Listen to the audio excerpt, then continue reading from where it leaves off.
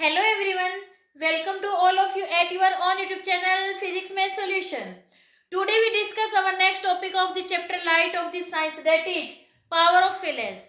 बच्चों आज हम करेंगे कि लेंस की पावर होती क्या है, कैसे उसे मेजर किया जाता है, क्या उसकी यूनिट है, उसके बारे में बच्चों आज हम करेंगे। तो आज का हमारा टॉपिक स्टार्ट करने से पहले हमारी वीडियो को एक लाइक जरूर कीजिएगा। चलिए स्टार्ट करते हैं हमारा आज का topic, that is power of a lens.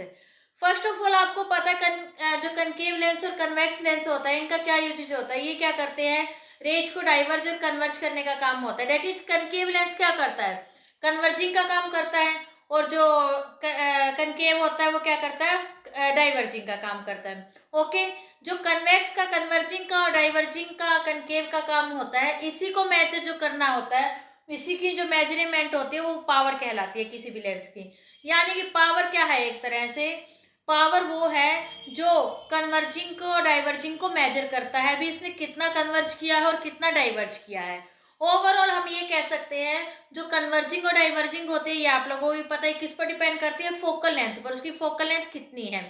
तो डेट्स मीन हम ये कह सकते हैं जो पावर है किसी भी लेंस की वो किस पर डिपेंड करती है बेटा, वो डिपेंड करती है उसकी फोकल लेंथ पर।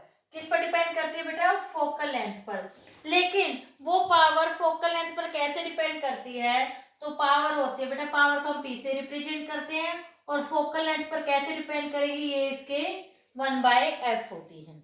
ओके, दैट्स मीन हम ये कह सकते हैं किसी भी लेंस की फोकल लेंथ जितनी कम होगी उसकी पावर उतनी ही ज्यादा होगी, और अगर फोकल लेंथ ज्यादा होगी तो पावर उतनी ही कम हो जाएगी। यानी हम इसकी डेफिनेशन दे सकते हैं, power of a lens defined as the reciprocal of its focal length of the lens. Okay बेटा, समझ में आ गया ना कैसे हमने फोकल लेंथ से लिया है।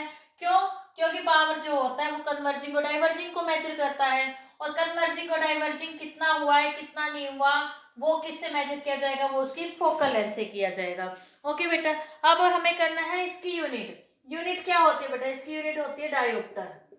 क्या होती है इसकी, डायोप्टर। ओके, जो डायोप्टर होती है वो क्या होती है, इसकी पावर की यूनिट होती है। अब अगर हमें ये कहा जाए एक डायोप्टर को डिफाइन कीजिए, अगर पावर 1 डायोप्टर हम कह रहे हैं तो इसका मतलब कब होगा, ये तब होगा जब हमारी फोकल लेंथ क्या होगी, 1 मीटर होगी। जब फोकल लेंथ 1 मीटर होगी तो क्या होगी, इसकी पावर क्या होगी बेटा, तब इसकी पावर 1 डायोप्टर होगी।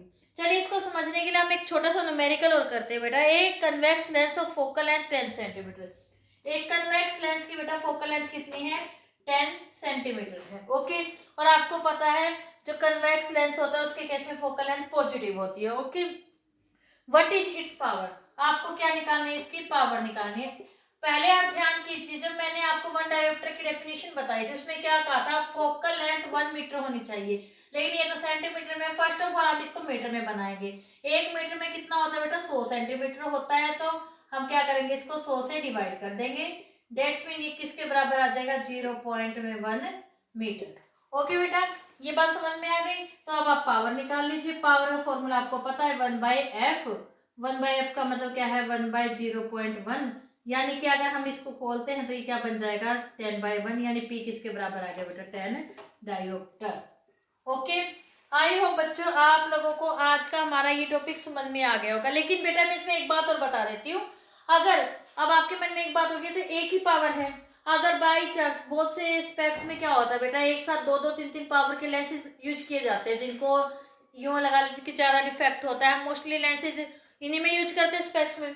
तो वहां पर आप उसकी पावर कैसे निकालेंगे, उनकी पावर का बेटा सिंपल ही एल्जेब्रिक सम होता है, P=P1 + P2 प्लस में P3 कर दीजिए, बिल्कुल हमारा ये बिल्कुल नॉर्मली ऐसे एल्जेब्रिक सम से वो निकल जाएगी। आई होप बच्चों आपको आज का हमारा topic power of a lens बहुत अच्छे समझ में आ गया होगा। फिर भी अगर किसी बच्चे को कोई डाउट है तो आप कमेंट सेक्शन में कमेंट करके पूछ सकते हैं।